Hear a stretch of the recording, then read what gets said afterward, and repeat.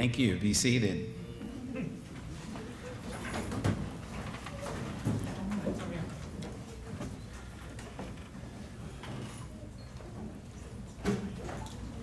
Welcome to the first annual Fall Symposium of the University of Philosophical Research and Philosophical Research Society.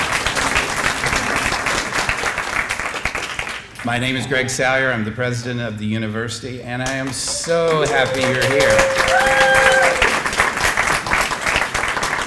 It's wonderful to see you. We scheduled this as close to the autumnal equinox as we could, so that's cool. Happy Rosh Hashanah, which was just ended. And I don't know if you heard, but the world was supposed to end today, but the Christian numerologist is back at his calculator. So, we live. This is our formal ceremony.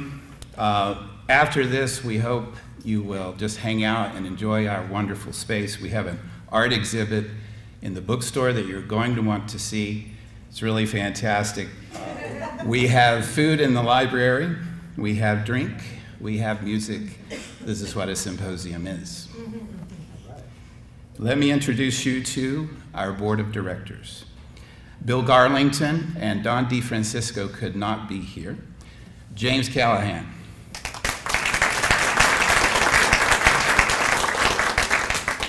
Walter Hansell. John Pillsbury.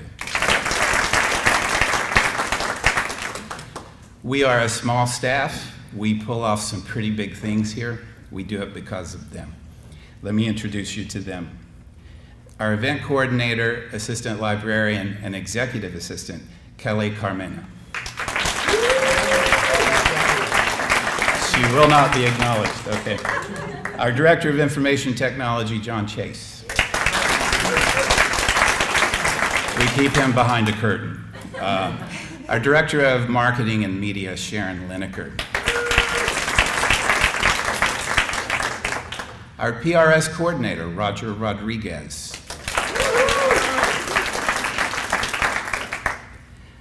Our academic and student services coordinator, Frank Sabia. Our registrar, curriculum and instructional coordinator, and our bookstore manager, and it's his birthday, Matthew Taylor.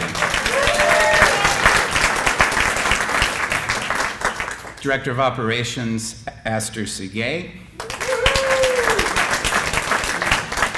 Librarian, Kathy Willis. Our dean, Sharon Wright, is in the Bay Area, but she's with us in spirit today. Now, are there any faculty here? Would you please stand or make yourself known? Maybe not. Oh, yes. Hello, Athena. Any current students? Paul, you here? There's Paul, who came from Arizona to be here. We're an online school, and he has a daughter named Persephone who's here. Any other students? I can't see you for the lights. Okay, thank you. Welcome. And I know there are some alumni here. Will you please stand and make yourself known? Otherwise, make yourself known. Faculty and alumni. Chris, right over here. All right.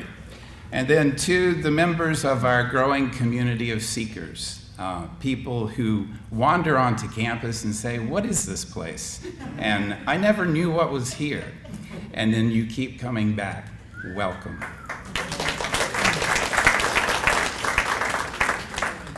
A note about Dr. Obadiah Harris. Our beloved Dr. Harris, after losing his wife Jeannie this year, resigned the presidency in May.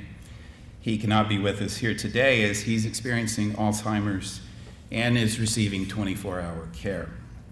In this time, when he does not communicate effectively, you will be glad to know that he remains lively, kind, generous, quick to laugh, as he always was. He was named President Emeritus unanimously by the board upon his retirement.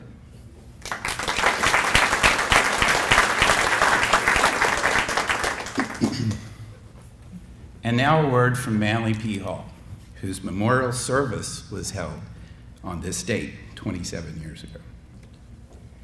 Quote, "Education at any age is a lifelong dedication to the improvement of character and the enlargement of understanding.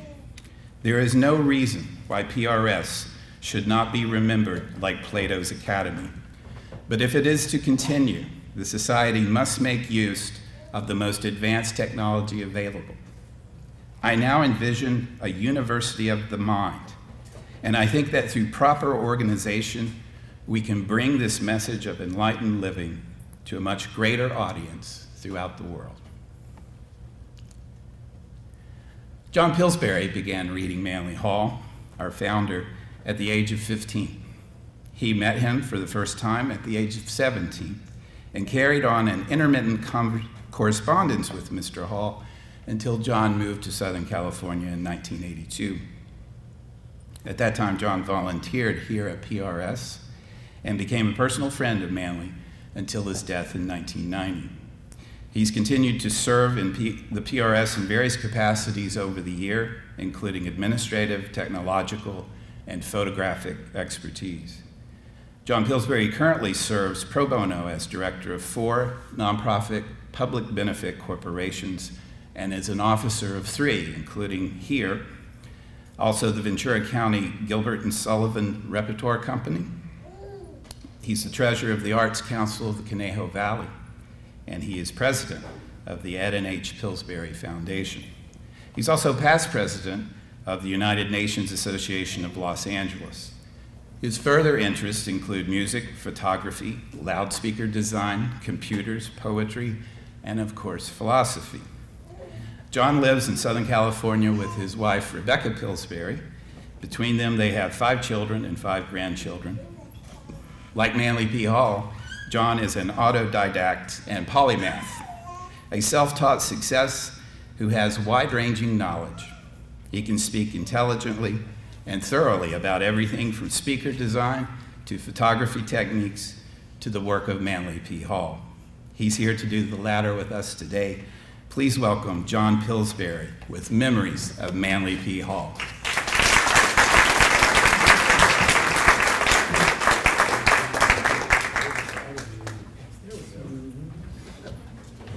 See if this light will come on. They help with the notes.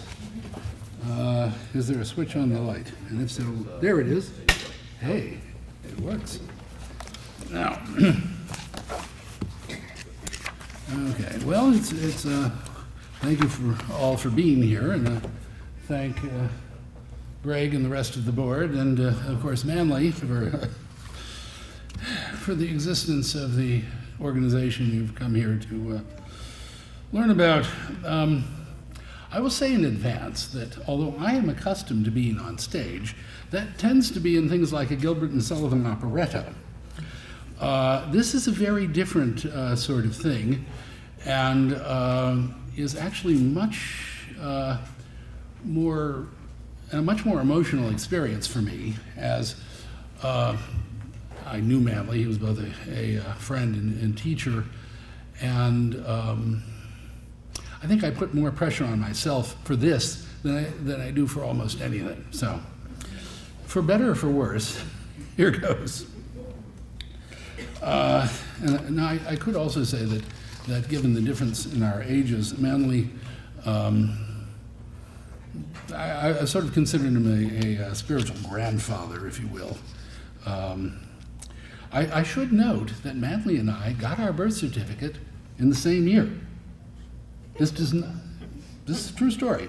This is kind of a teaser, but I will say that I'm not 115 years old. Now, the sources that I will draw upon are, among other things, the only large-ish autobiographical work Manly ever wrote, Growing Up with Grandmother, which I highly recommend, and I would assume is available in the bookstore. Oh, yes. And the PRS Journal over the years, because there were many autobiographical bits in it. And let's see, some of the occasional correspondence I had with him, and then the many conversations and personal contact over the last 8 or so years of his life. Now, on the surface, we could say that, of course, Manley was born in 1901 and died in 1990, about 89 and a half or so. He obviously founded the PRS and was a philosopher, mystic, mason, a religious leader, and a writer who obviously had a considerable output. Now, I should note, a commercial biography was written about him which was first published in 2008 and has just been reprinted in another edition. I will not be referring to that particular work for any of my source material, and enough said. I'm not here to either endorse or tell you don't buy it or whatever. But I will be talking about some of the things relating to that. Okay, now, how would I go about, because I'm giving the lecture, knowing Manley or trying to communicate an understanding to you? Now, because of the emotional nature of the subject for me, I've written some of it down. Mostly it's notes, but not all. For Manley, the most important thing to know about any individual was the age of his soul. That is to say, what was the level of wisdom that was stored there, and as the result of its multiple incarnations. This consideration transcended all methods of understanding human beings, or more accurately, the soul was the only vehicle through which the diverse facts of an individual could be put into perspective. Though Manley wrote extensively on the arts of character delineation, and most particularly astrology, he maintained that even a natal horoscope could not be interpreted except in the context of the individual's soul. Manley believed that individual souls differed as much from one another as if each were a species unto itself. He also wrote that it would be futile to try and explain the greatness of, say, Lincoln by considering the diverse amounts of elements, e.g. carbon, nitrogen, calcium, etc., that made up his body. Which is to say that a series of facts about an individual may not necessarily explain him to you. Manley was occasionally prescient. He told me that he feared that works such as the commercial biography I referred to would, in tarnishing his memory, detract from his message. I should like to offer a poem I wrote in 1990, shortly after Manley's death, about 18 years prior to his first biography. This happens to be a Spenserian sonnet with an acrostic. I mention that because it's real hard to pick up on an acrostic unless you're reading something. It reflects the fear that Manley had communicated to me, at least in part.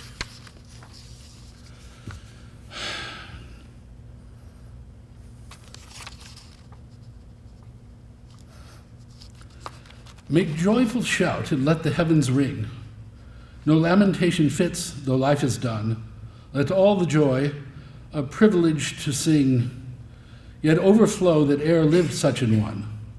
Please let his faults, that now his course is run, alone. Such were they as of little weight. Let gently all the laurels he had won most fittingly become his last estate. Enough are they that we should celebrate, remembering the good he lived to show. Have faith that we, as he, may choose our fate and live to let our fellow creatures know. Love all begins and in it all things end. Love was the source of our departed friend.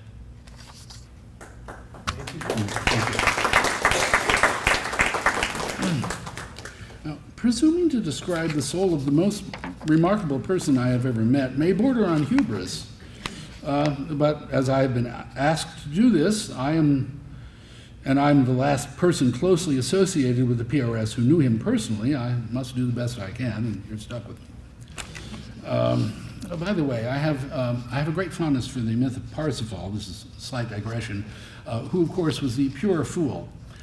I think I've got the fool part down. I'm still working on the other. By the way, these myths are, of course, about everybody, as they're archetypal. I should note that, which I've already referred to, there is a commercial biography of Manly and a revised version, which I've already alluded to. And in the revised version, the author described to me in a phone call prior to its publication as being more sensational than the first. I forget his exact words, but we talked quite a few times when he was gathering information. He talked to an awful lot of people. The author dug up a great amount of facts, talked to many people, including my late good friend Clark Johnston, who I'd also known since I was 15. And both Clark and I read the first version and were displeased by its contents. In addition to the facts, the author had included much hearsay, gossip, and disputable memories, which, in my opinion, tended perhaps to make the volume more sensational, which might make it more marketable. But I can't speak as to the motives of someone else authoritatively, and I don't wish to impute anything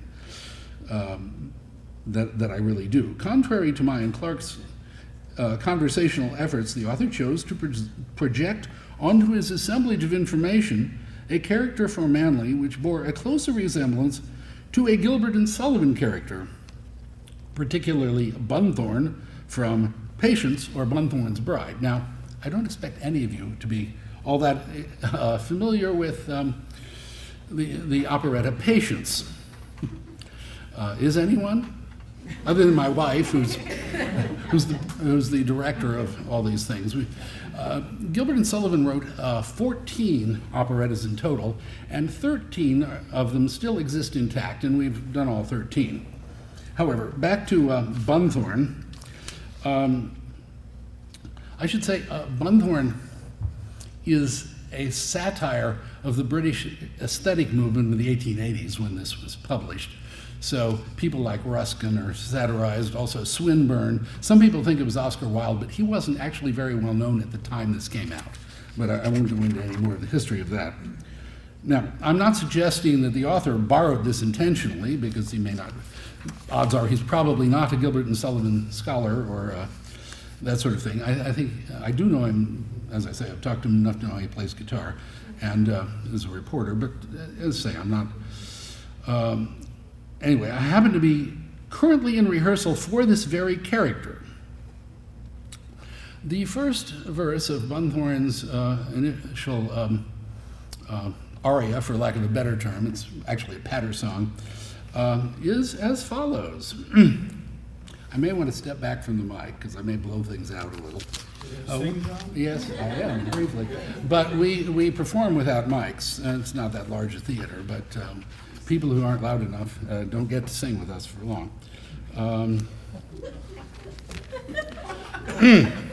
If you're anxious for to shine in the high aesthetic line, as a man of culture rare, you must get up all the germs of the transcendental terms and plant them everywhere. You must lie upon the daisies and discourse in novel phrases of your complicated state of mind. The meaning doesn't matter if it's only idle chatter of a transcendental kind. And everyone will say, as you walk your mystic way, if this young man expresses himself in terms too deep for me, why, what a very singularly deep young man this deep young man must be.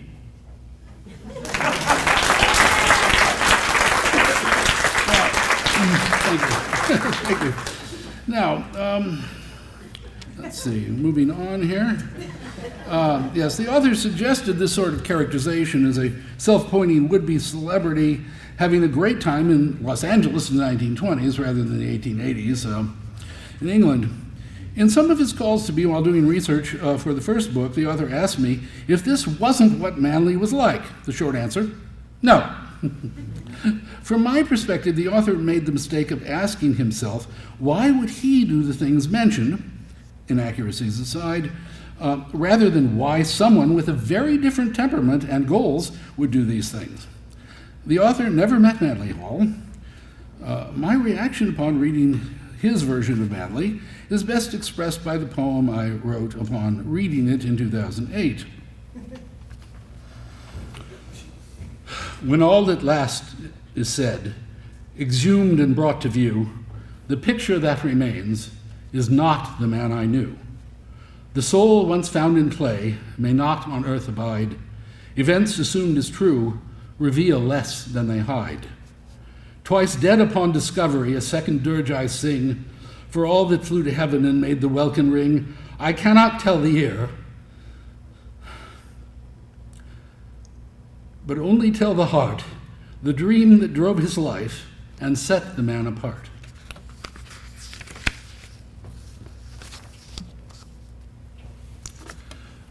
Around every charismatic leader in the religious field, there develops a cult of personality. It is not just hero worship, however, it is also an egotistical illusion. If my teacher is greater, then I, his student, am greater. It doesn't work like that. Though some might be pleased by this mindless adulation, Manly was not. Further, people often project their own faults on their teacher in order to feel better. If my teacher has this fault, it's okay for me.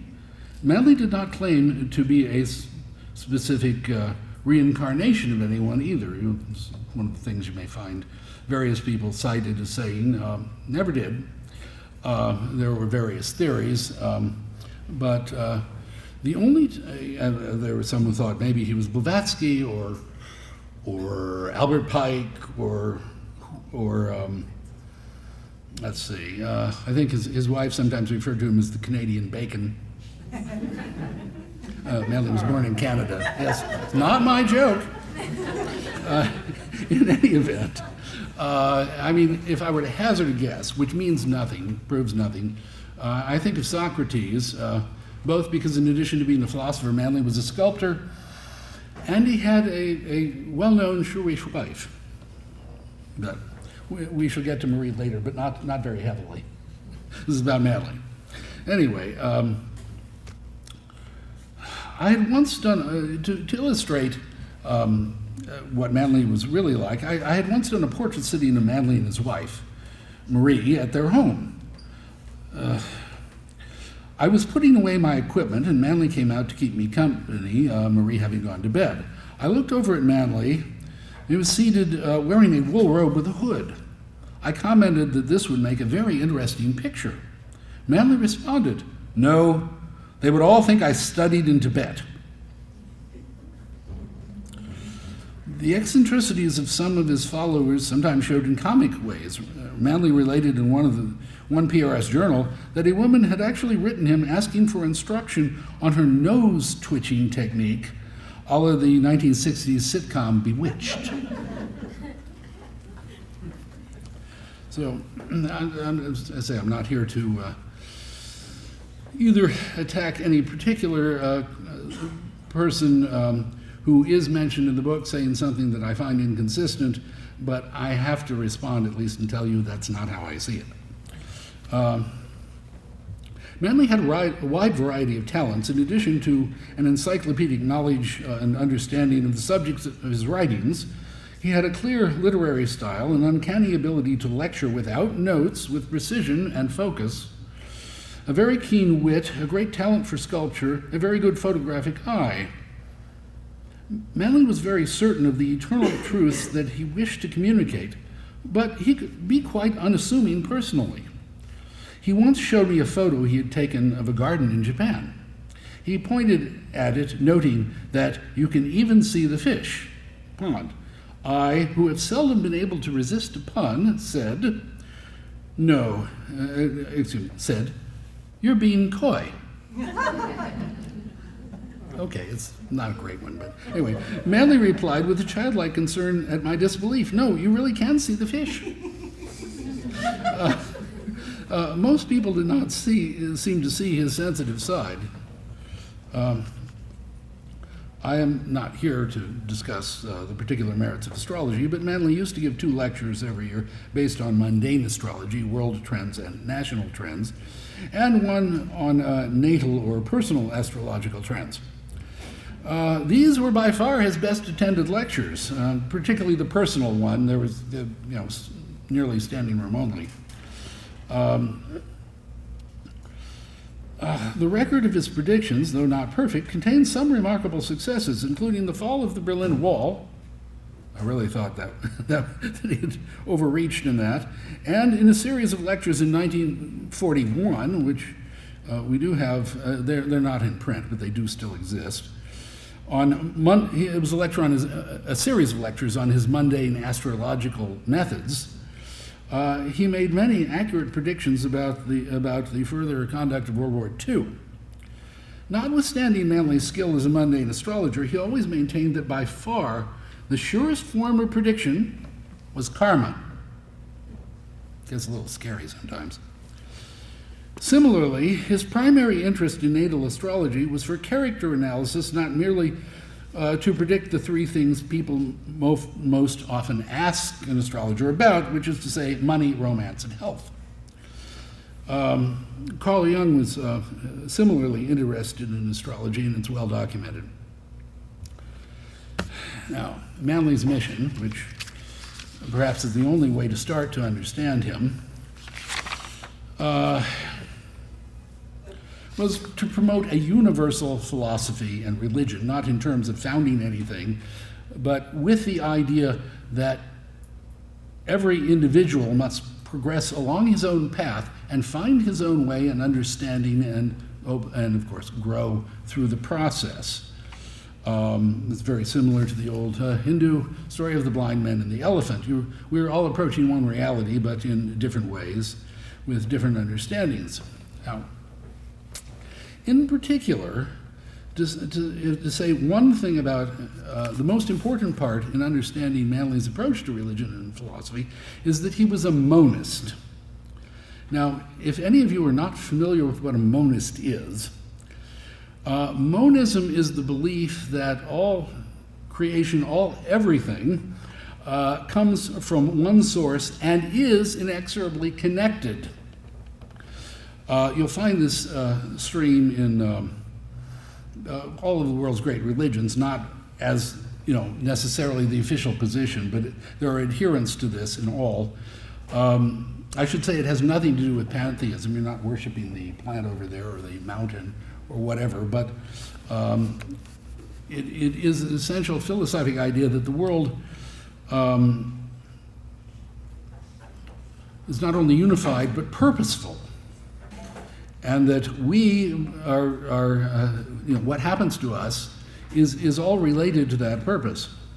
Now, I should note that among the other various principles of philosophy, such as epistemology, ontology, metaphysics, aesthetics, theurgy is one that is usually neglected in the academic sense, and is often, by the way,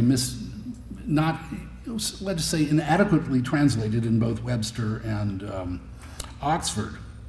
The original sense of theurgy, or the divine work, is the transformation principle of what happens when you proceed to both seek understanding and to seek to manifest love for all around you, and to do something about it. It's like the three kinds of yoga: jnana, bhakti, and karma, which would be knowledge, love, and work.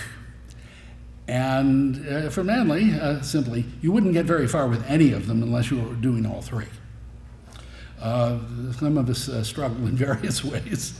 I'm not here to express the idea that I am a paragon or any such thing, and that isn't important. It isn't even important if Manley was.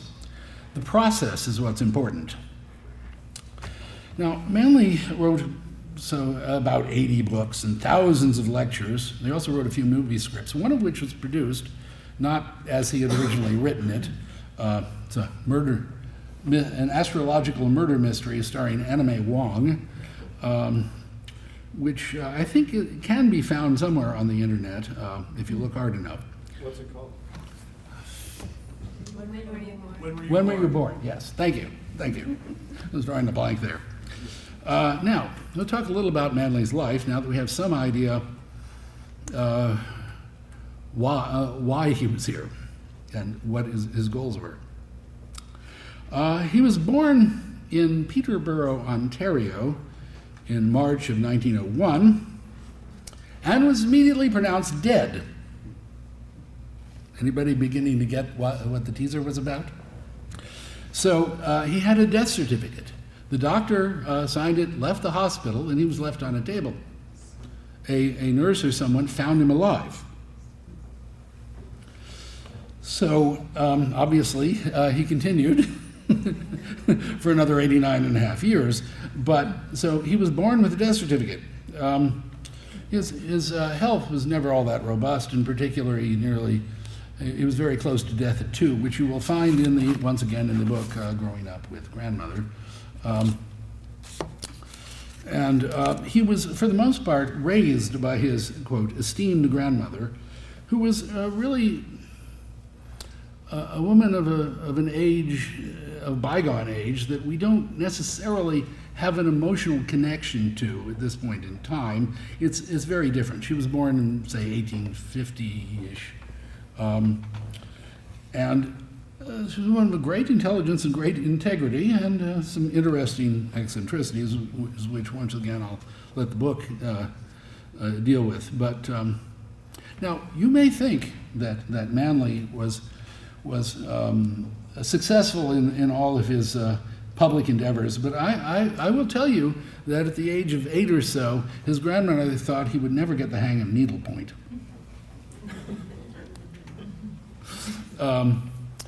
He was quite a precocious child. I believe, and I didn't have time to find the exact reference, but that he actually read the entire Secret Doctrine, presumably understanding at the age of 12. For any of you who have read Blavatsky's Secret Doctrine, which is a little like reading Spinoza or something, it's very slow going, is most impressive. Now, in his early adult life, he and his grandmother moved around, but when he came to maturity, I think at about the age of 17 it must have been, he had an uncle who lived on Long Island who was in the insurance business in New York. It's fairly high up in one company. So Manly became a clerk in the insurance business. I should note that part of his family always was always sad that he didn't stay in the insurance business. Talk about a prophet being without honor in his own home. Anyway, of course, as many of you know, he moved to Los Angeles and became affiliated with a progressive church called the Church of the People. Now, at the age of 24, he actually had been writing before that, but at the age of 24, he started writing the Secret Teachings of All Ages book. Now, what were any of us doing at 24?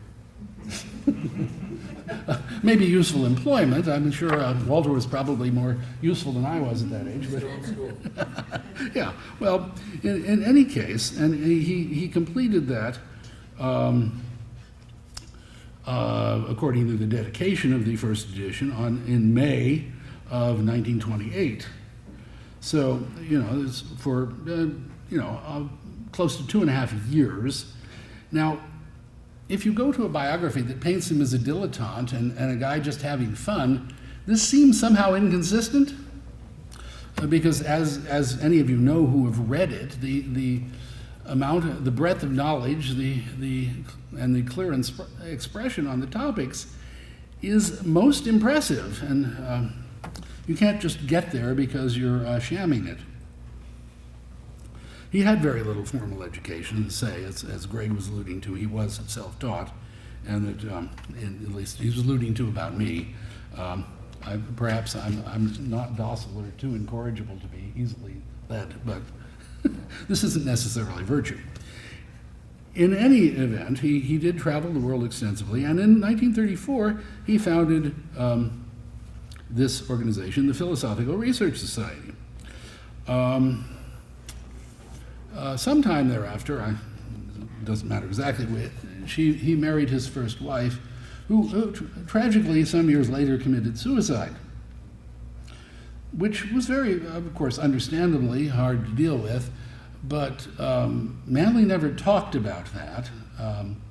I do know from working here before, going through old minutes, that in fact he was sort of sent on a vacation to deal with it for a time, but then he came back and wrote a whole bunch more of his more important works, Self-Unfoldment, The First Principles of Philosophy, etc. Now, in midlife, of course, Manley was working at all of this stuff.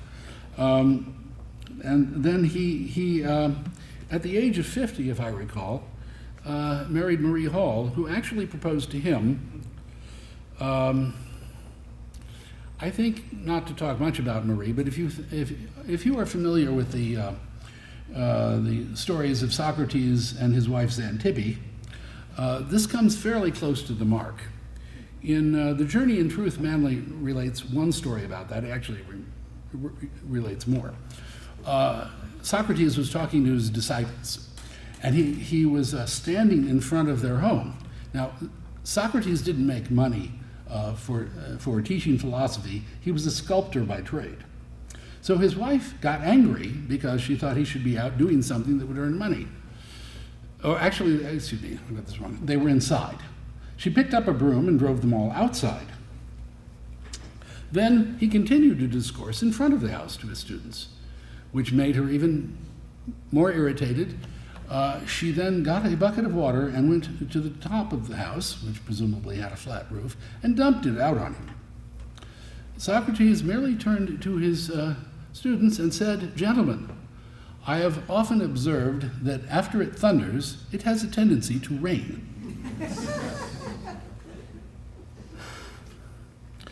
So, moving along, of course, he continued working and working pretty much until he ceased to be. Managed to raise the money for things like this auditorium and further additions to the property, which I think were completed in 1959. And I should in passing note that Manley had one and only one officially designated successor. That was Henry L. Drake, who was vice president of the society for a goodly number of years. Unfortunately, Dr. Drake died long before Manley did. And so, things went a different direction. But so I'm not coming here and say that I am the anointed anything. That would have been Henry Drake if there was one, and he's not there. He's not here.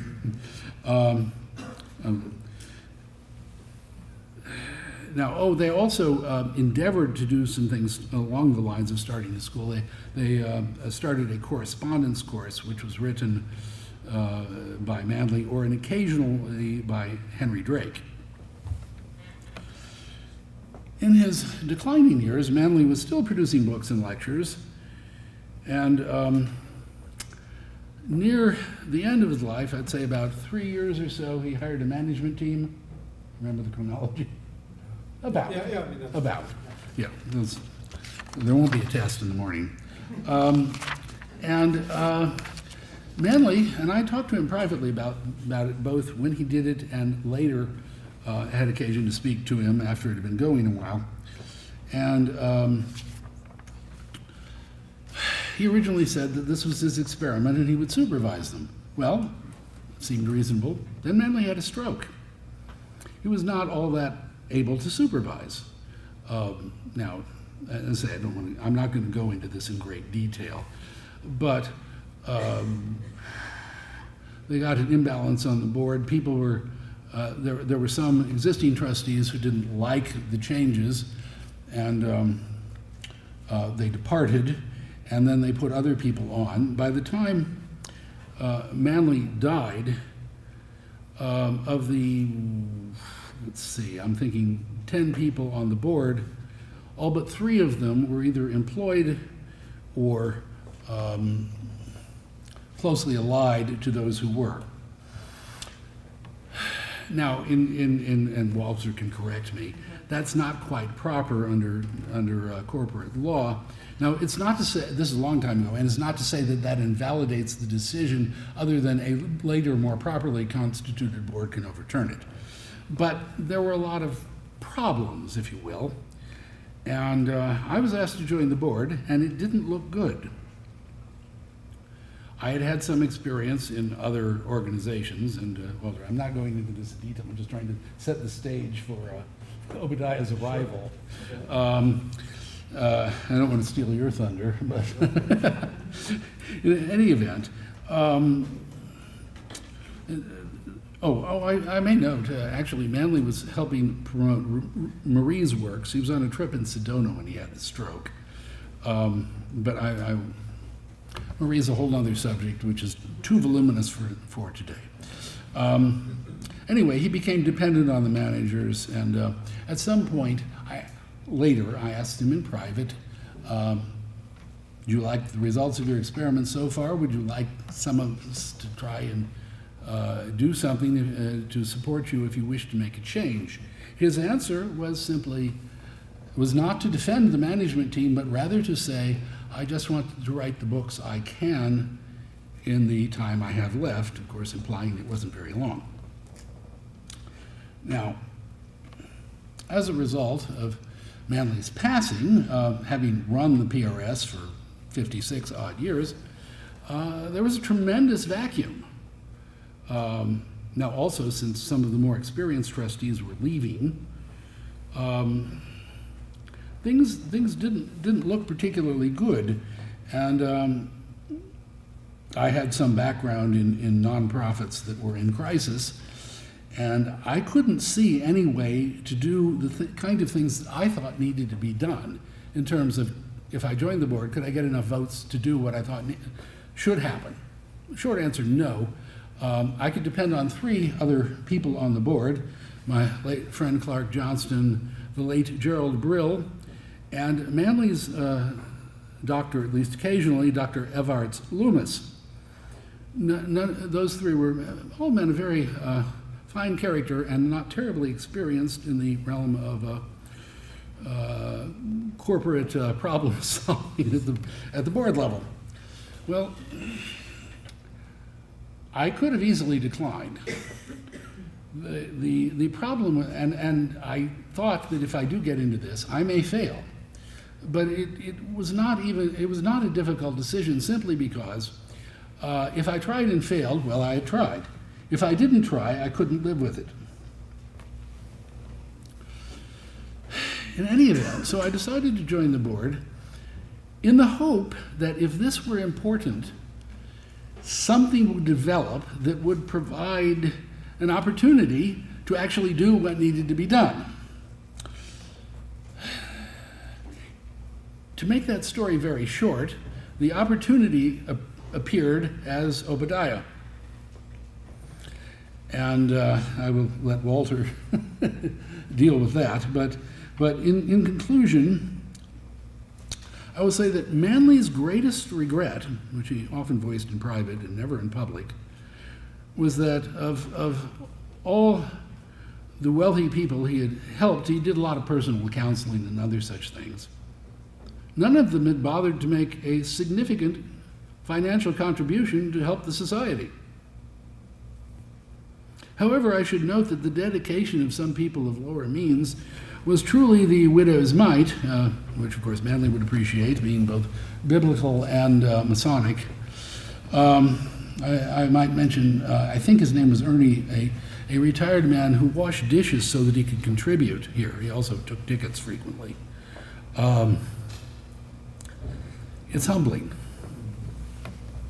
Anyway, the PRS it was and is dedicated to the truth seekers of all nations, and we cannot merely depend on charisma or wait for a great leader, nor should we. I should note that Krishnamurti often asked, or had posed the question in one of his books, why do you want a guru? And his answer was, because you don't trust your judgment. The most important part of my talk on Manley is not who Manley was, but why. Thank you.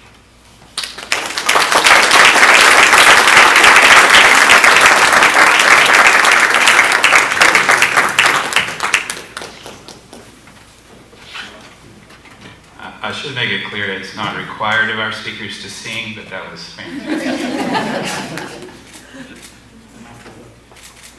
Yeah, I scheduled you after him, me, yes. Walter Hansell is the chair of our board of directors.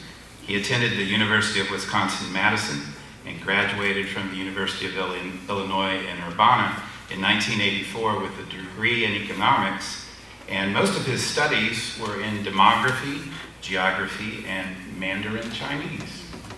Did not know that. While there, he worked in rare book preservation at the Rare Book Room of the university, one of the finest rare book libraries around, giving him a heightened appreciation for the PRS library and its specialized collection of unique and irreplaceable works made available for study.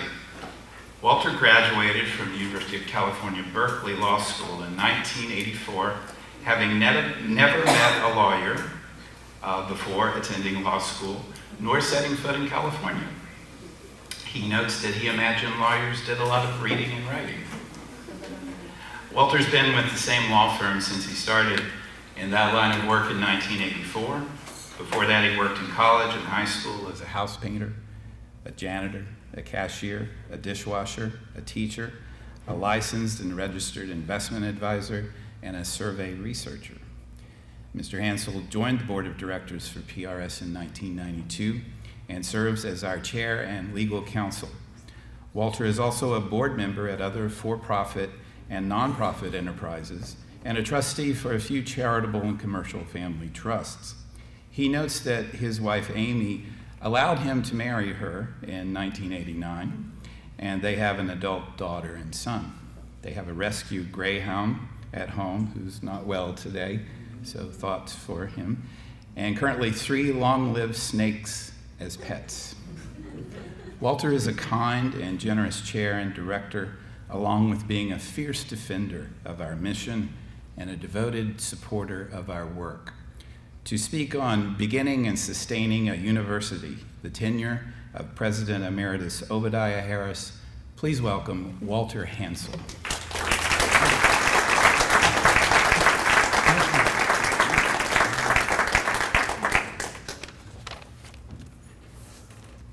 It's very good to have you all here today. Thank you, Greg, for that introduction. I am grateful for life, liberty, and the pursuit of happiness, and what that means to me. The pursuit of happiness is doing the right thing. So it's not sort of gaiety, but that's what it means to me. Obadiah Harris, I first met as a corporate lawyer in nonprofit work, and he recruited me to help him when he was asked to join the board of Philosophical Research Society after the death of Manly Hall. That was really a time of turmoil, and he looked very cautiously on the way in at whether it was something that he should do. Manly Hall was really a one-of-a-kind person who made a huge contribution to the world. He coming into it, and I had not met Manly Hall during his lifetime. I would say, in illustration of what John was talking about, he hit a point later in life where he was really afflicted with some parasites, and they had come into a position of considerable influence in his life and in this organization's life. And there were also at the same time people who were of impeccable character, dedicated and loyal to the principles that Manly Hall had spent his life sharing. And it was really just a rat's nest of a situation. So I helped Obadiah, I hope, understand that he had the courage and the fortitude to step into that, and for him to do the right thing that he wanted to do.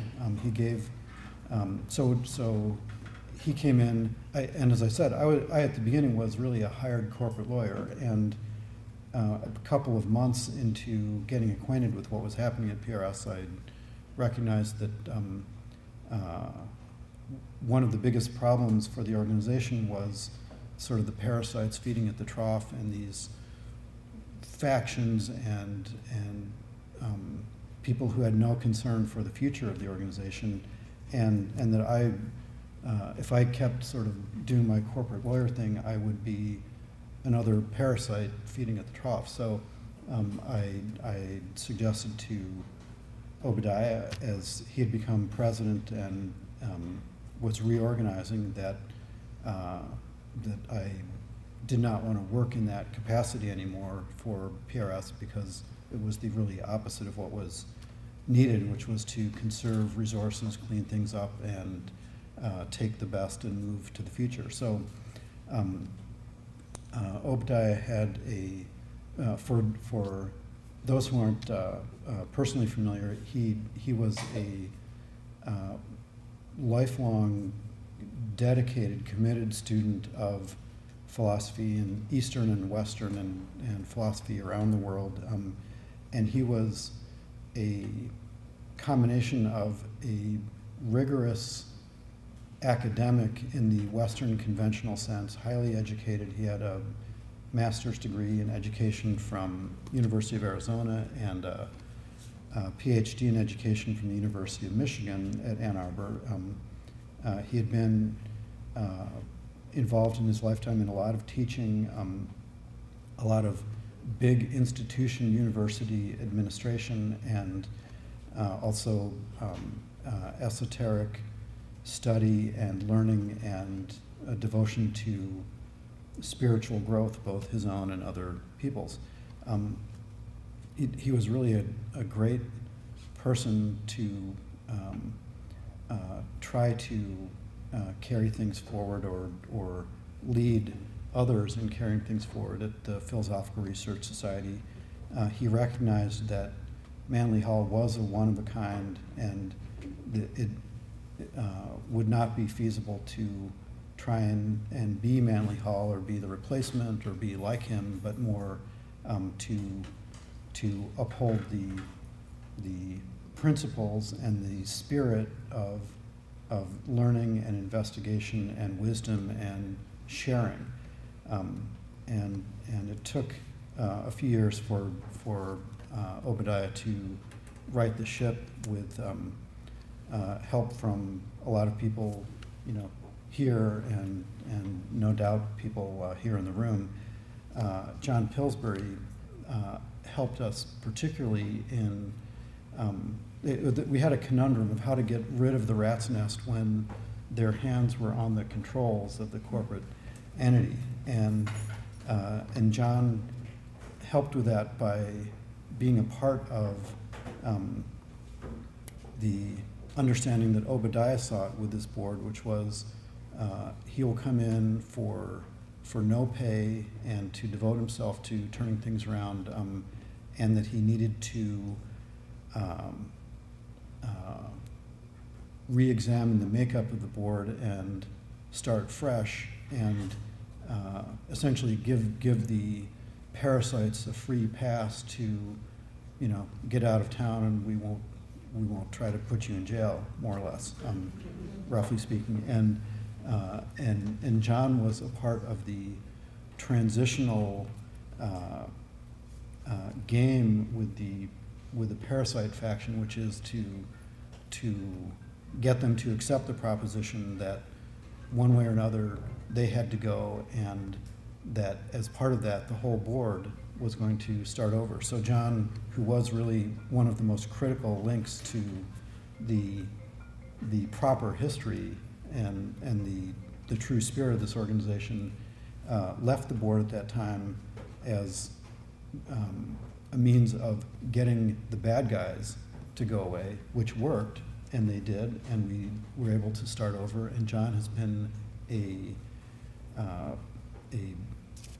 loyal and dedicated supporter in every different capacity, both before then and after then, and since then and to today, and was a trusted advisor to Dr. Harris when he was president, and we're very glad to have John formally rejoin the board last year after serving in a sort of an unofficial capacity of great responsibility for all these years.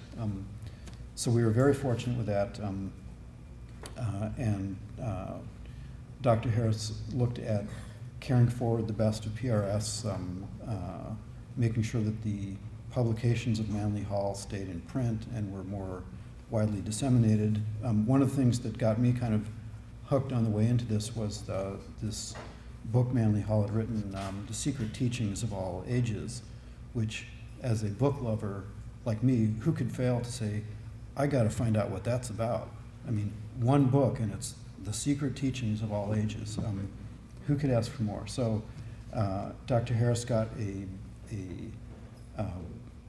big-time publisher, Tarcher Penguin, which became part of Random House, to do a sort of a more affordable version of that book that was, small enough that you could pick it up and put it in a briefcase or something, and get it out to more people in the world, which was a success and has had translations in many languages, and it's all about getting the word out more, and tried to keep the whole publication catalog in print, and that's something that in particular has been an interest of John, again, in supporting over the years, that has made a world of difference. Some of my personal favorites were one of Manly Hall's few works of ostensible fiction called Very Unusual, which is a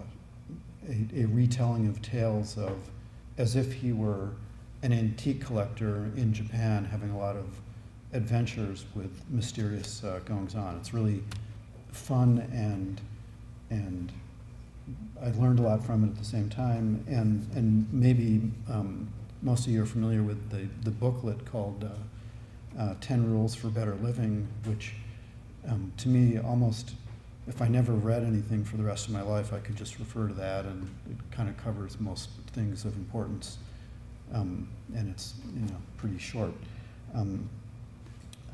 But in addition to preserving and carrying forward the best of Manly Hall's contributions to the world and this organization, Obadiah looked at something that had been a goal or an ambition of Manly Hall in his lifetime, that John also referred to, about a university, and was able to identify that when Manly Hall founded the Philosophical Research Society, he built into the nonprofit corporate charter for that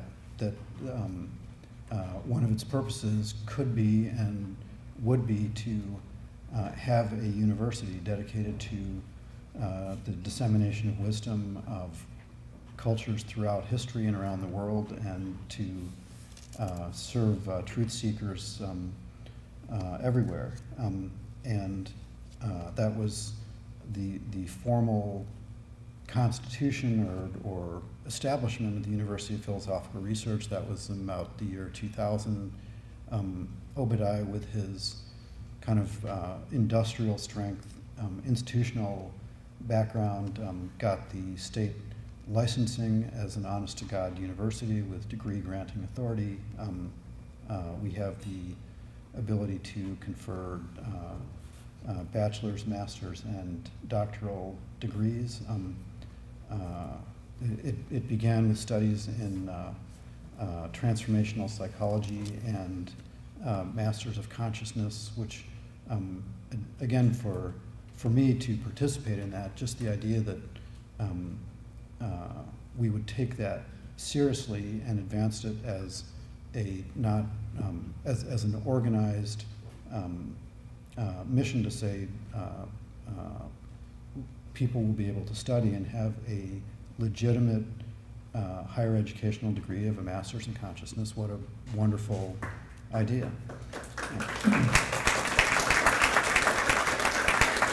So that was a happy thing. And then Obadiah pursued with the whole team, of course, the accreditation at the Distance Education Accreditation Council, and that was again an institutional recognition in the sort of staid conventional educational world that a digital online school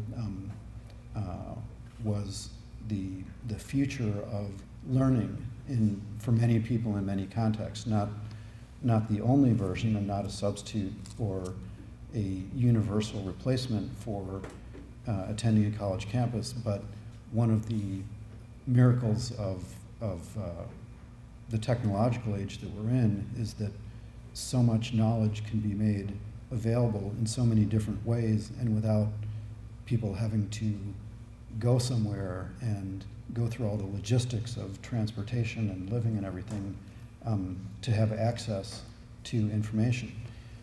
So I understand the mission of the university as the conservation of wisdom traditions from around the world, from all of history, from all cultures.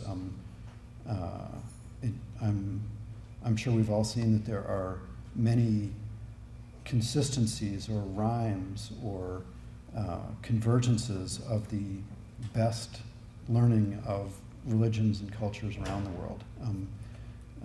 And there certainly are differences in doctrine and differences in geography and culture, but there is a higher direction that we can all aspire to. I think of a University of Philosophical Research as and a wisdom school as a sort of like a seed bank for culture, taking the best of everywhere and making sure it's available and is preserved and can be shared and can be carried on. When I was in school in biology, we were taught phylogeny recapitulates ontogeny, which is, not to get too Latin about it, but the idea that the evolution of a whole spectrum of living creatures is sort of re-experienced in the developmental process of each individual as it grows, or at least for multicellular organisms. And I think there's something similar with people and cultures, which is we all start out knowing not a whole lot. And maybe with Manly Hall's view of reincarnation and what's the age of a soul, maybe some people are born with more experience than others. And I'm not sure how all that works, but it's still the case that for a lot of us, we're kind of starting from scratch, but we have the benefit of parents or families or the community and really the culture around us, and that the development of culture should and often does carry forward the kind of cumulative learning and benefit and common sense that you might consider to be wisdom. So I think our school here and what all of us and what all of you are participating in is a high level of aspiration and service to ourselves and our fellow people. And the educational process could be, in large part, talking about sort of that evolutionary development. It's the unfoldment of the self. And in my imperfect understanding, that's something that I tried to grasp from the works of Mr. Hall. And I think with the University of Philosophical Research, we are we've extended the contributions that began with Mr. Hall to enabling and assisting and supporting and interested people unfolding their selves. And to me, that's, I started talking about life, liberty, and the pursuit of happiness, and pursuit of happiness as in doing the right thing. And I think the unfoldment of the self that education supports, and sharing that with others is a big piece of doing the right thing. So I feel great about what we're doing here. I don't know, Greg, if you have anyone appointed to introduce yourself. Well, many of you may know Greg, but I don't have his full story here to tell you with me, but I will say it was a stroke of providence that he came in contact with the PRS. I think Obadiah Harris, the president, quickly recognized here was a unique individual, someone who resonated very well with the principles of this organization, and that we got better acquainted over a period of time, and Greg gave of himself very generously to be available in a time of need when, as he had said, we had our president, Obadiah, had a sort of a series of hard hits in life coming at the same time. And I should say my fellow director, Jim Callahan, and I spent a few minutes with Obadiah this morning before coming over here, and although he wasn't able to be here, and it would just be a kind of a rough ride for him to be in a situation like this. I mean, just a body count like this would be too much for him at this point. But he was in good spirits. He was very happy to hear what we are doing here and what John and what Greg are doing here. And he is with the loss of his wife and his health difficulties, particularly in the last year. That was after 27 years of working here at this place every single day for 27 years. Never would accept payment, but just wanted to have us carry on together. And that's still what he wants, and he was in good spirits, and as Greg said, he's quick to laugh, and sometimes you laugh when it hurts, you know, but also because he appreciates the miraculous quality of life that we exist, that we're here, that we can be together and work on good things together. So he urged us to carry on. We're very fortunate to have Greg with us. I hope I get on another occasion to give the more informed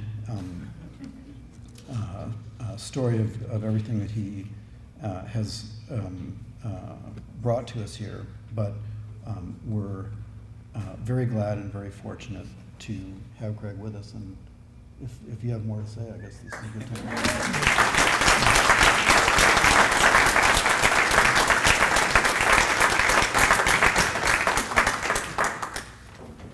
They get to hear me every Tuesday night, Walter, so they've had enough.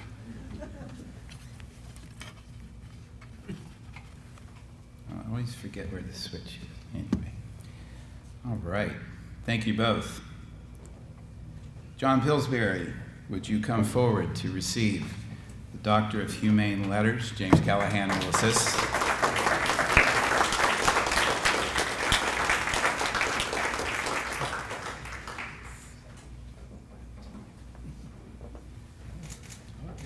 John Pillsbury, for your appreciation for and love of Manly P. Hall and his vision, for your enormous contributions to the legacy of Manly P. Hall's work through publications and media, for your steadfast and profound support of the Philosophical Research Society and the University of Philosophical Research, for the depth and breadth of your devotion to PRS and UPR, for your brilliant mind, open heart, and generous support, and with unanimous vote of the directors, as president of this institution and on behalf of its community of seekers, it gives me great pride to present you with the Doctor of Humane Letters honoris causa from the University of Philosophical Research.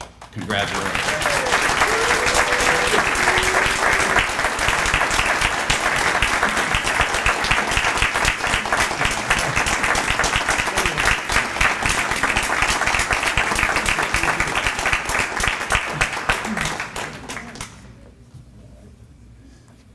Walter Hansell, stay standing. Please come forward.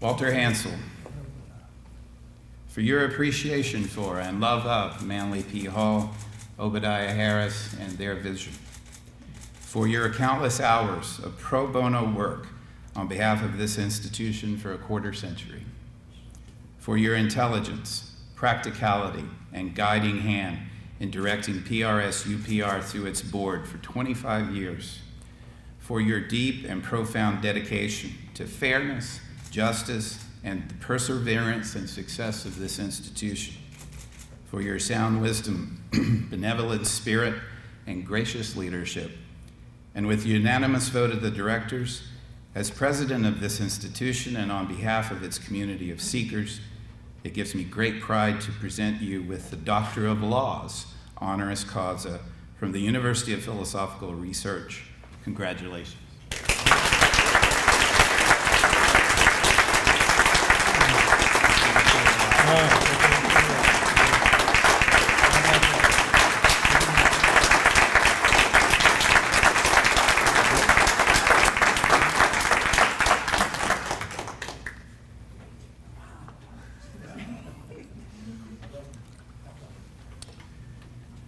Let me tell you about the future.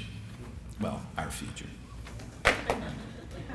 I assumed the presidency in June. I thought maybe by Christmas I'd be able to tell these gentlemen something had happened, things were moving. It started in about 2 weeks.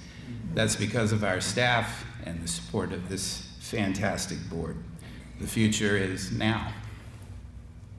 This is our organizational chart. The first thing we did was restructure our institution to make every position full-time and professional. And so you'll see here the people I introduced you to before. These are all professional full-time positions with, as you can see, quite a lot of responsibilities. Dean Sharon Wright, who's not here, came on as our Chief Academic Officer. Her history, her background is writing compliance, responding to compliance. See, I'm not even sure exactly what she does, but it's boring and tedious, and it involves compliance with environmental regulations. She's in charge of our compliance with our accreditor. So she does not fear this, she relishes it, and she's already doing a great job for us. I want to introduce to you David Orr, right here. David, would you stand up?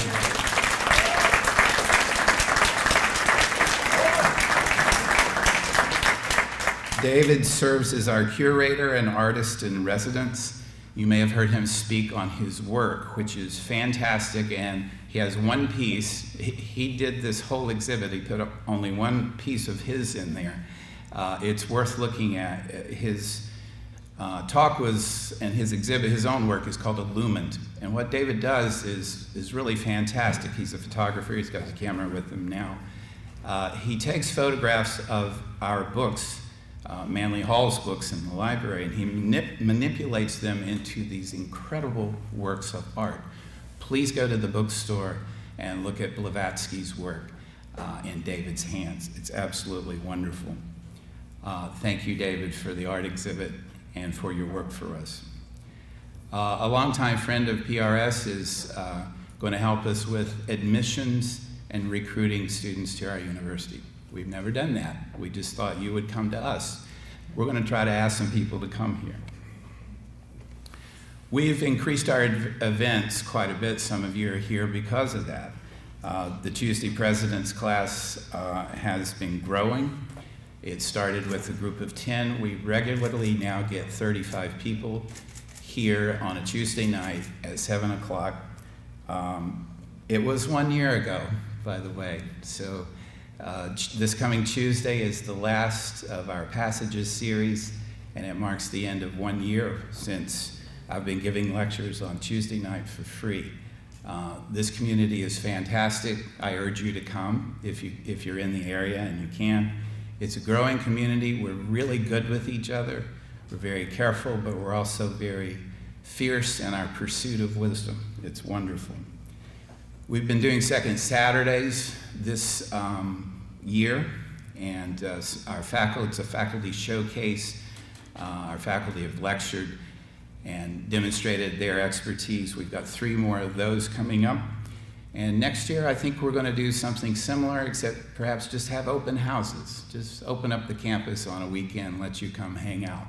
And maybe I'll be here and I can talk to you. Maybe we'll have some other faculty. So look for that next year. We continue our workshops with the brilliant Jonathan Young, who worked with Joseph Campbell. He comes down, did one last Saturday, in fact, called Finding Your Way Home. Yolanda Robinson. We also now have sound baths. That's right, we do. Kristen here has been offering sound baths, and people love it. I guess I'm going to have to try it, Kristen. Our great event, some of you were here, was Twin Peaks. The room was full, and for good reason. It's a brilliant television show, and we had a very nice panel to talk about some really interesting things. I had a blast. I love this image because you see the character, the fireman there, and if you look at the front row, you can see the silhouette of his bald head. He was here. So we had a cast member come, and we talked about this amazing show. We're going to look for more opportunities like that. We're not just going to talk about anything, but if there's a film or a television show that touches upon our mission, which is about wisdom and myth and mystery, we're going to be there, and we're going to talk about it with you. We initiated a partnership with the Relativity School that's working out quite well. Relativity, as you can see here, is a studio school for students who want to go into the industry, as we say here. If you go home tonight and watch a film, there's a good chance you'll see the Relativity Media logo come up on your film. They've done a lot of work. They are now the Los Angeles Center Studios downtown, but they started a school when they were Relativity. They ask us to provide academic content to their general education, and in turn, they provide us studio quality media. They're here today. That's the guys behind the camera, students at Relativity.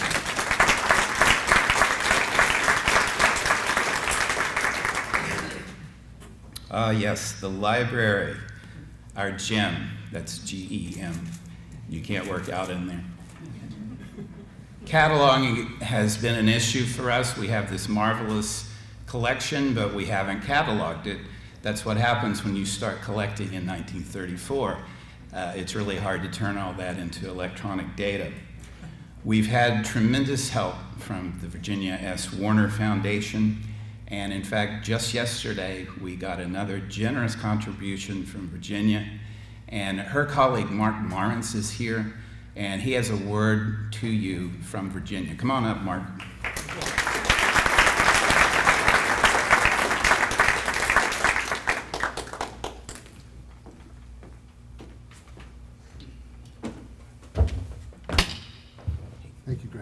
Thanks, Greg, and thanks everyone for being here today, and thanks for the incredible history and legacy that all of you have contributed to for humanity.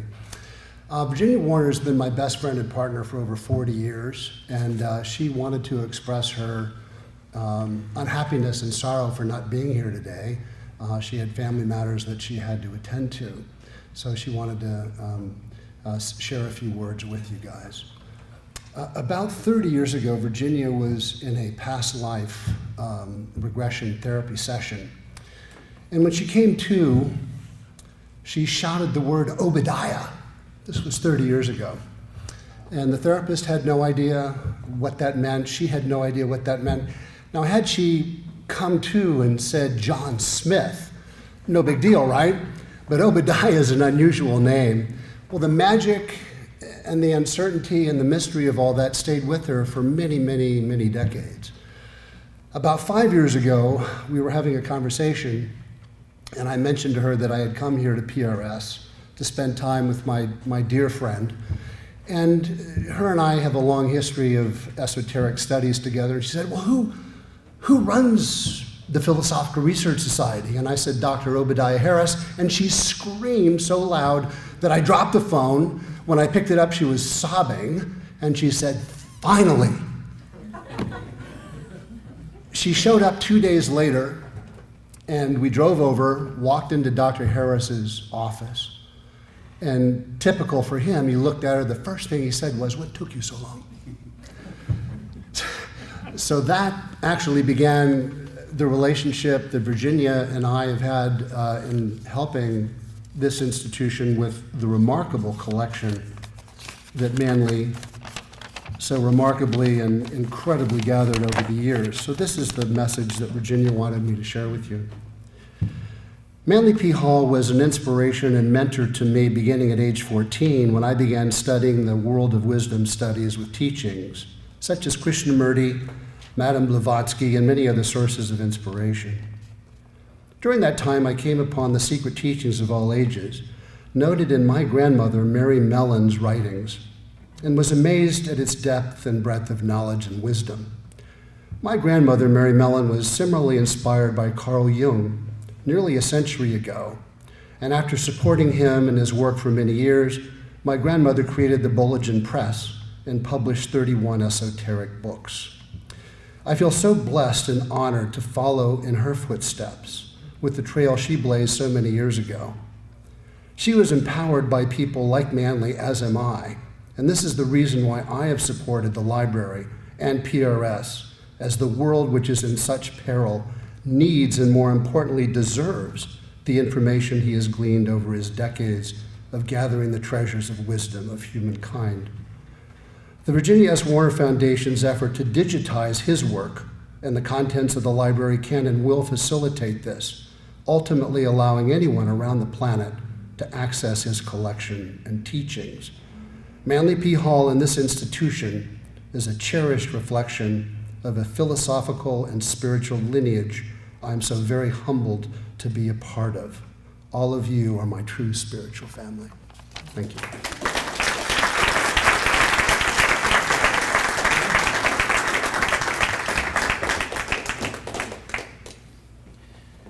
We continue, PRS continues to produce and disseminate the work of Manly Hall. We are just now in talks with a company that's an Audible platform, like Audible, but a different platform. This platform includes catalogs of people like Pema Chodron, Ram Dass, teachers like Manly Hall about the world's wisdom. It looks like we'll be working with them to distribute Manly's audio lectures to an even greater audience now. Our bookstore, if you haven't been there in a while, go in and look. Not only is the art exhibit there, we're sprucing it up, making it a little brighter, a little more open. I keep wanting to open a coffee shop, but I keep being told I can't do that, but we'll keep at it. You may or not know may or may not know that there's a building behind us. It's used for storage right now. In fact, it has right now 9 animal heads in it. Don't ask. But we have decided, with David's help and Roger Rodriguez's help, to turn that into an art gallery. So there will be art here at PRS. Again.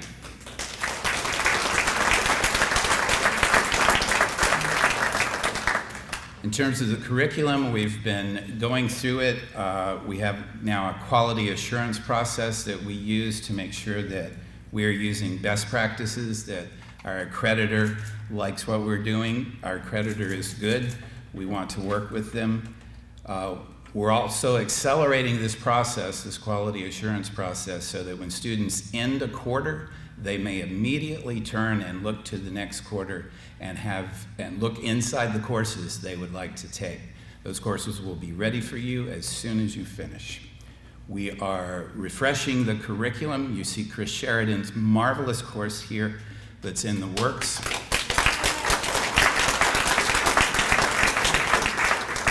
Cinema of Transformation is one of those courses like, why haven't we been doing this for years? Chris is doing a great job with it. We've got other new courses coming online. Like I said, we're refreshing the curriculum with new faculty and new approaches. This is boring but important. If you're a student here, you have struggled to get your grades. They came, I think, in a spreadsheet, right? Not good.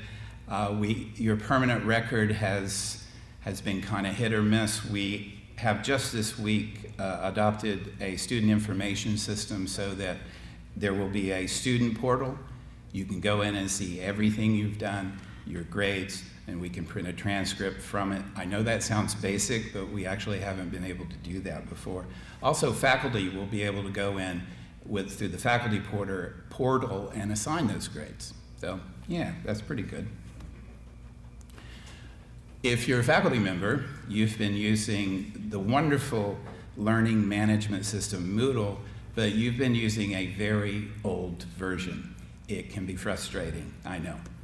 We now have hosting of our Moodle site in Scotland, of all places, and it is updated. They will update it for us, back it up and everything.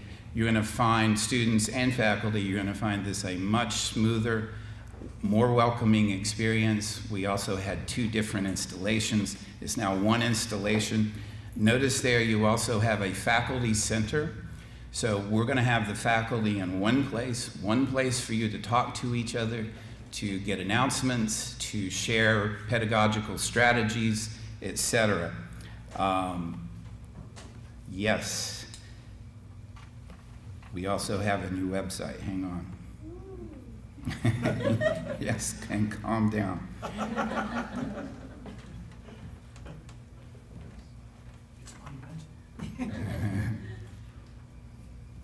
Sorry, display issues.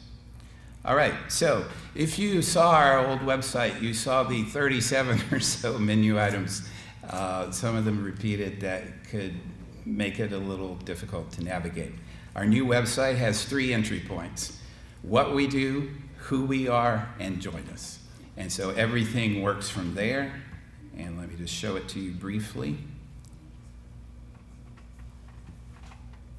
You will see here we now have Kathy Willis, our librarian, doing a blog about what we have in the library.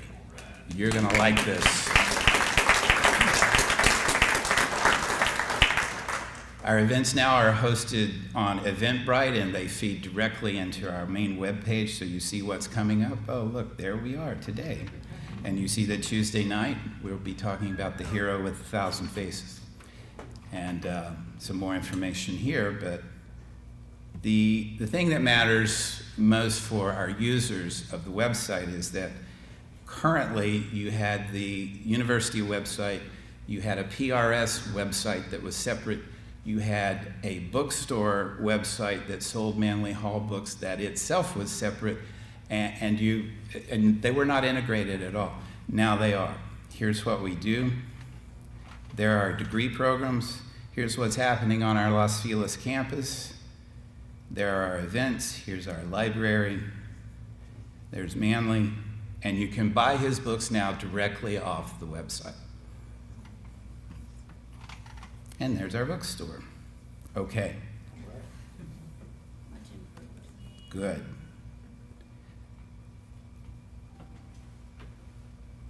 Sorry. This is Constellation. It is our new undergraduate degree program. Currently, we have a degree completion program, meaning that we can't admit you unless you already have an associate's degree or 2 years of credits. We want to expand that. We want to make our courses and our program and our mission available to everyone. So we need a lot more courses, 100 and 200 level. We're calling this Constellation. We want to make it practical. So what do you do? What do you need at the general education level? What do you need for a bachelor's degree? You need to think. You need to understand. You need to apply, create, live, and integrate. So we're going to create new courses under the think category. And you see some of what's going on there. We're going to create new courses under the understand category, that is sciences basically, but also computing. Apply, ethics, business, politics, leadership. Create, writing, art, dance, music, digital, virtual. Live, the self, the group, the past, culture, and meaning. That's our bread and butter. But here's what I really like: integrate. So students will take 5 courses that connect, see, Constellation, you're connecting, that connect those other areas. And they work with faculty individually or in groups to create interdisciplinary connections between those things.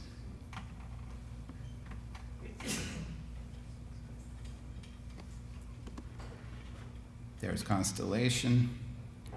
Oh, sorry, got to do this thing again. I'm almost done, hang on.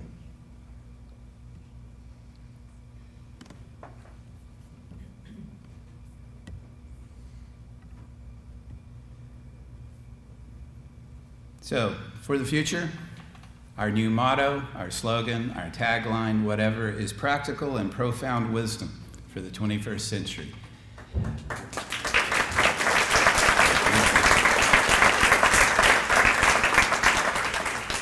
I think John will agree that Manly was nothing if not practical about daily life and living well. We want to emphasize that because we think it's needed more than ever. What does it mean to deliver practical and profound wisdom for the 21st century? It means we draw upon the best that has been thought, said, and written, regardless of where it originates on the planet or when it appeared in history. It means learning to exorcise the ghosts of the past that haunt us. It means learning to face a future that is uncertain at best and threatening at worst. It means learning to cherish the sacred present in its fullness and fleetingness. It means learning to navigate and resist state systems that betray their creed of promoting the general welfare and providing for the security and safety of their citizens. It means learning to live with one another despite and even because of our differences, because we recognize that ultimately we are all walking each other home. It means learning to live with fullness and intention while valuing emptiness and loss. It means celebrating and cultivating the sacred and making meaning out of it. It means, in a word, philosophia, the love of wisdom. Thank you for your attention today. This